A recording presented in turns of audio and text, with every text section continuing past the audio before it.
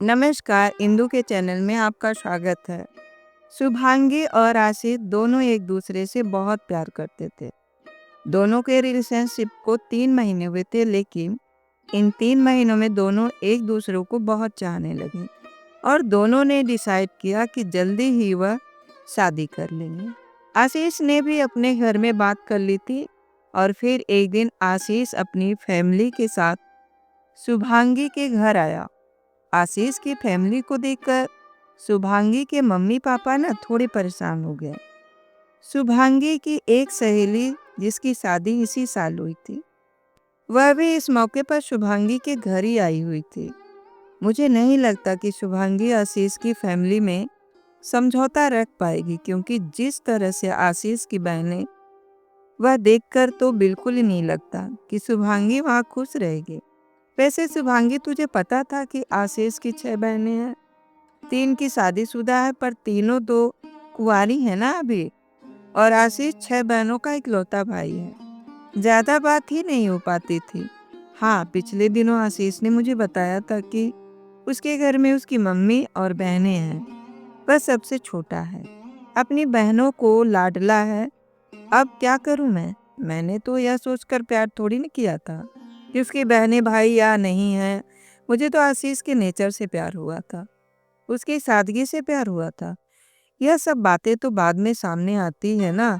वो बात तो ठीक है, पर तू मुझे देख, मेरी 2 नंदे हैं और दोनों इतनी तेज हैं, हर समय आई रहती हैं। मेरी सासू माँ के कितने कान भरती हैं, तू तो जानती है। मेरी अक्सर लड़ाई होती रहती है अपनी ननद से, पर क्या करूं, मेरी तो शादी हो गई है ना, मुझे तो निभाना ही है। पर तेरे पास अभी भी समय है, तू तो यह शादी रोक सकती है। शादी के बाद पछताने से अच्छा है कि पहले ही समझ जाओ, पहले से ही दूर हो जाओ। पता नहीं, मुझे भी घबराहट हो रही है यार।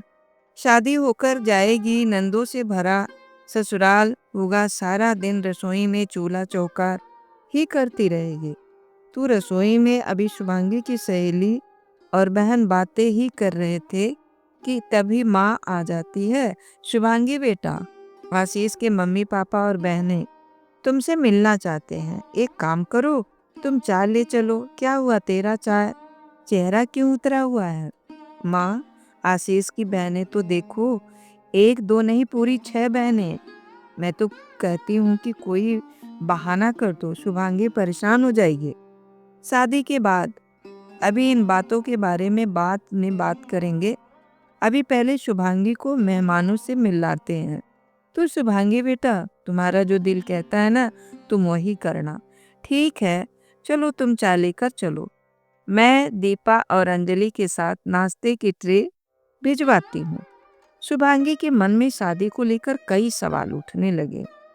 जो खुशी उसके चेहरे पर सुबह थी ना, वो अब दिखाई नहीं दे रही थी। आशीष के परिवार वाले शादी के लिए हाँ करके चले गए, लेकिन उन्हें शुभांगी बहुत पसंद आई थी।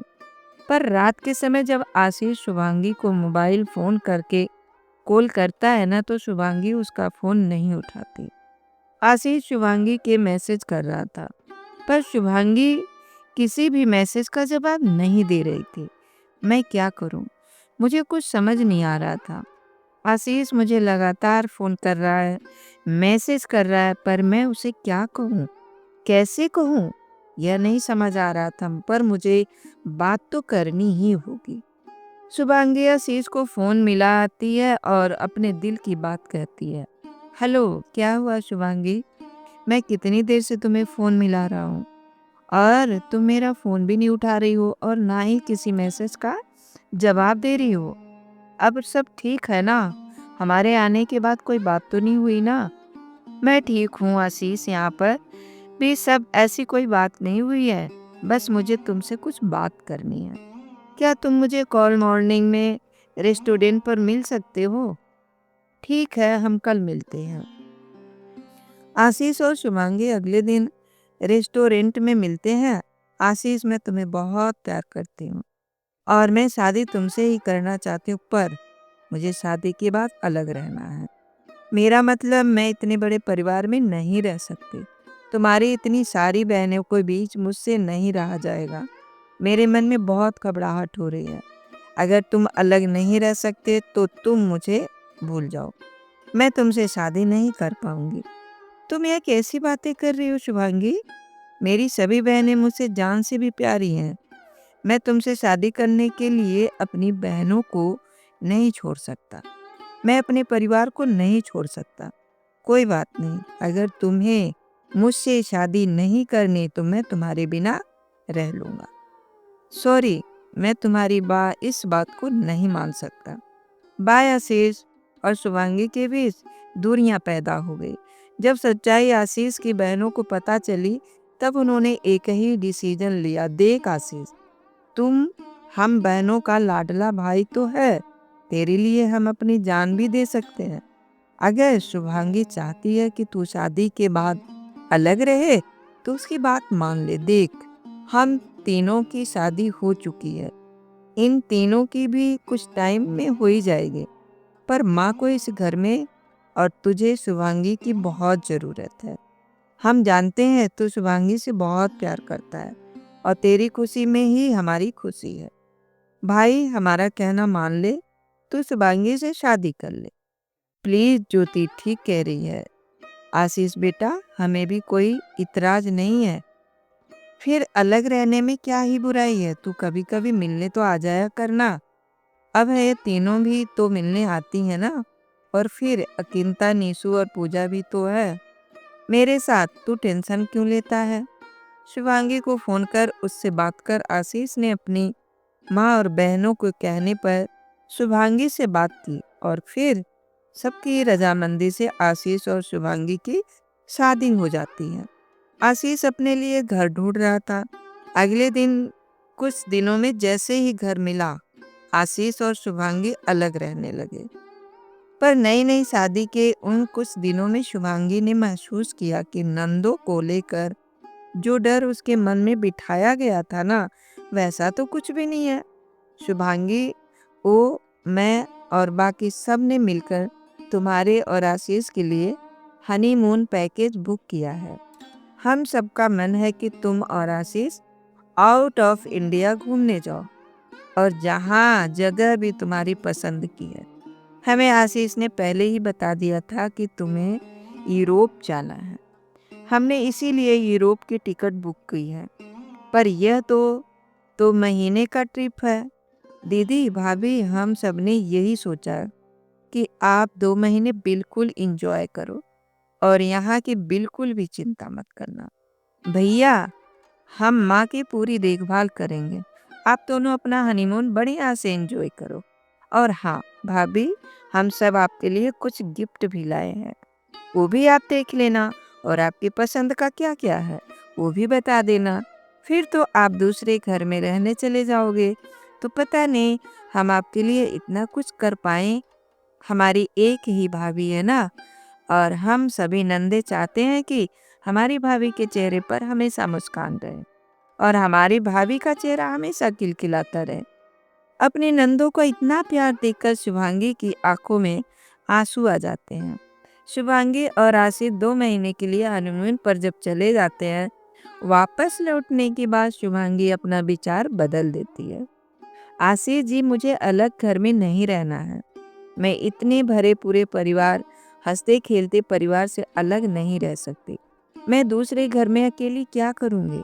मेरा तो सब आपके बिना मन ही नहीं लगेगा। मैं कहीं नहीं जाऊंगी।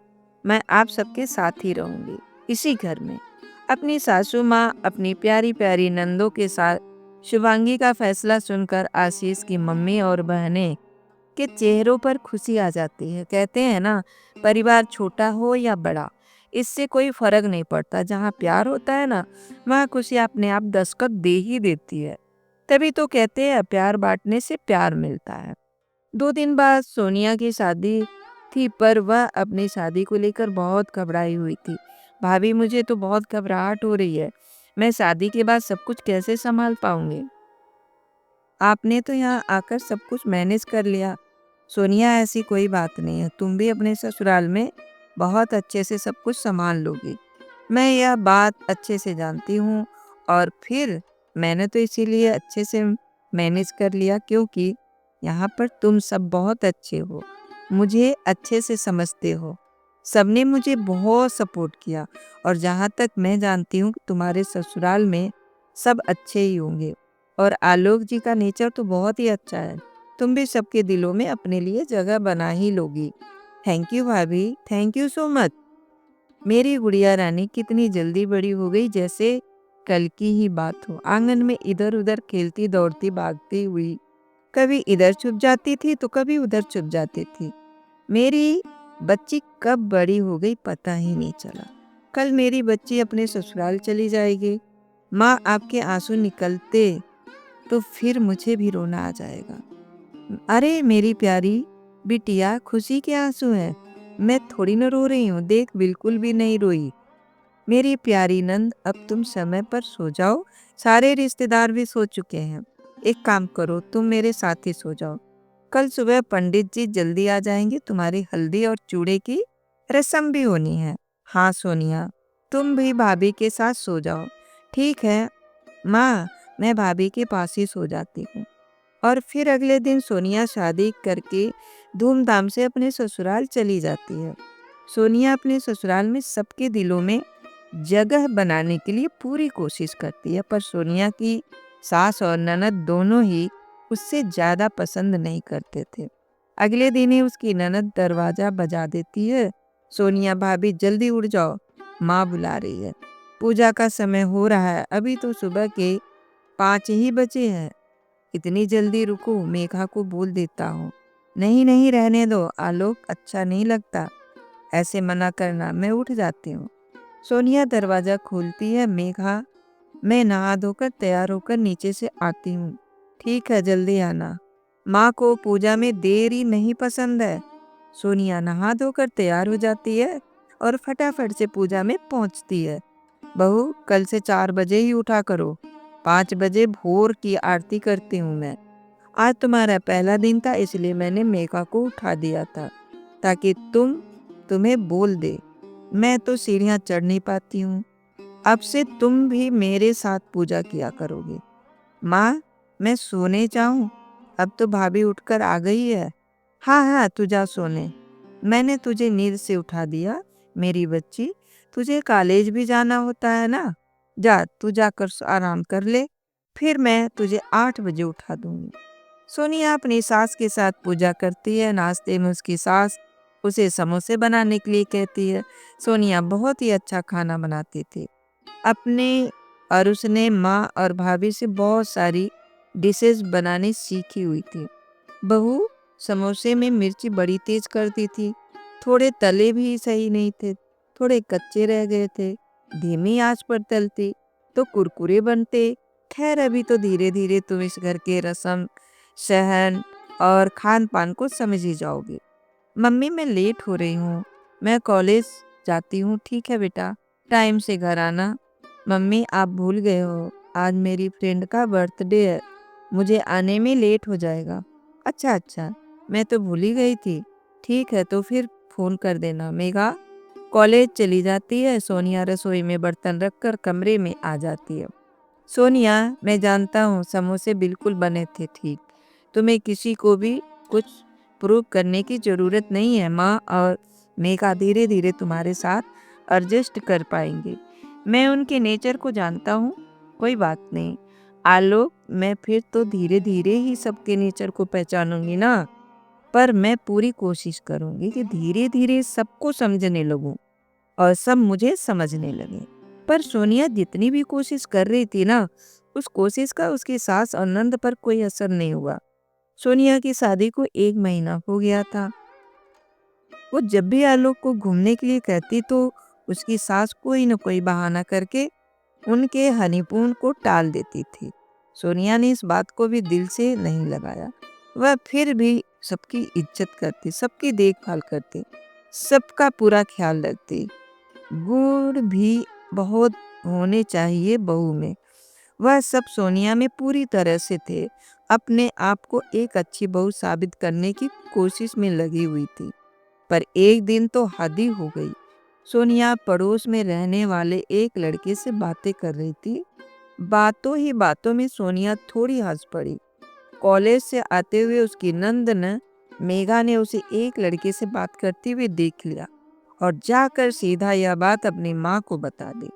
माँ, लगता है भाभी में बिल्कुल ही तमीज नहीं है। पड़ोस में रहने वाला लड़का जो है ना रघु, उससे हंस हंस कर बातें कर रही थी। तुम जानती हो ना रघु कैसे स्वभाव का है, पूरे मोहल्ले का बिगड़ा हुआ लड़का है। क्या बहू रघु से बात कर रही थी? अरे इसकी खबर लेती हूँ। सोनिया अब तक अपनी नंद की सारी बातें सुन चुकी थी। अब सोनिया की सहनशीलता भी जवाब दे रही थी। क्या बात है बहू, यह हमारे घर की बहू के अच्छे संस्कार वाली बात नहीं है। तुम किसी गैर मर्द के साथ हंस हंस के बातें कर रही हो तो पता है मोहल्ले में कितनी बदनामी हो जाएगी। कुछ तो समझा करो, तुम इस घर की नई नवेली बहू हो। बस माँ जी, बहुत हुआ। आप दोनों मेरा बहुत अपमान कर चुके हो। अरे वह पड़ोस में रहने वाला रघु, मैंने उससे बात क्या कर ली, आप तो मेरे ऊपर लांछन ही लगा रहे हो। आपको पता भी है रघु कौन है? वह बचपन में मेरे स्कूल में पढ़ता था। वह मेरी सहेली का बॉयफ्रेंड है, मेरी बेस्ट फ्रेंड है। श्वेता का है वो तो। हम बचपन की किसी बात पर हंस पड़े। खैर, आप दोनों को सफाई क्यों दे रही हूँ मैं? मुझे यहाँ रहना ही नहीं है। मैं अपनी मम्मी के घर जा रही हूँ। आलोक आए, आप उसे बता देना। सोनिया गुस्से में अपना पर्स उठाती है और अपनी मम्मी के घर आ जाती है। उसकी सास और नंद घबरा गए थे, क्योंकि आलोक के आने के बाद वह क्या ही जवाब देते कि उन्होंने ऐसी क्या गलती की है जिसकी वजह से सोनिया घर छोड़कर चली गई। उधर सोनिया भी रोते हुए अपनी माँ और भाभी को सारी बातें बताती है। भाभी, मैंने उस घर में आपकी तरह जगह बनाने की बहुत कोशिश की, पर नहीं। माँ जी और मेघा उन दोनों ने मेरा अपमान किया, मेरे चरित्र पर उंगली उठाई। क्या आप लोग को लगता है कि मुझे उस घर में रहना चाहिए, वापस जाना चाहिए? सोनिया, रो मत मेरी प्यारी नंद। मैं आलोक जी से बात करूंगी। तुम्हारे भैया और मैं दोनों मिलकर उनसे बात करने जाएंगे। बहू बिल्कुल ठीक कह रही है। अरे हमने अपनी बेटी दी है तो यह थोड़ी कि हमारा कोई सम्मान नहीं है। हमने अपनी बेटी को अच्छे संस्कार दिए हैं और वह मेरी बेटी पर इस तरह की लाछन लगा रही हैं। सोनिया, तुम्हें वहां जाने की कोई जरूरत नहीं है। अब पहले बात होगी तभी वहां तुम जाओगी। उधर आलोक भी अपनी माँ और बहन पर बहुत गुस्सा होता है। तुम्हें पता भी है मेघा, मैं जानता हूँ रघु को, वह सोनिया के बचपन का दोस्त है। और खैर कुछ भी हो, वह मेरी पत्नी है, उस पर मैं अपने आप से ज्यादा विश्वास करता हूँ। सोनिया को पिछले 3 साल से मैं जानता हूँ। उसके जैसी बहू शायद ही आपको मिलती। अब आप दोनों को उससे माफी मांगनी होगी। सोनिया मेरी पत्नी है, उसका सम्मान करो। माँ, वो इस घर की बहू है। मेघा, वो तुम्हारी भाभी है। तुम इसे इज्जत नहीं दोगी तो कौन देगा? अगर तुम्हारे साथ शादी के बाद ऐसा ससुराल में सलूक हो तो क्या तुम अपने ससुराल में एक दिन भी रह पाओगी? नहीं ना। तो सोचो सोनिया के दिल पर क्या बीती होगी। वो बेचारी तो चुपचाप तुम सबसे थोड़ा प्यार मानने पाने के लिए तरस रही थी, पर तुम दोनों उसे बिल्कुल भी ठीक से बात नहीं करती हो। तू ठीक कह रहा है बेटा, हमसे बहुत बड़ी गलती हुई है। सॉरी भाई या माँ, हम दोनों को भाभी से माफी मांगनी चाहिए। चलो हम भाभी को लेकर आते हैं, हम उनसे माफी मांगेंगे। सोनिया की सास और ननद उसे लेने के लिए आती हैं और उससे माफी मांगती हैं। सबके कहने पर सोनिया उन्हें माफ तो कर देती है और खुशी खुशी इज्जत के साथ अपने ससुराल के लिए विदा होती है। तो दोस्तों, ये कहानी कैसी लगी कमेंट में ज़रूर बताना और फिर मिलते हैं अगले वीडियो के लिए। तब तक के लिए जय माता की।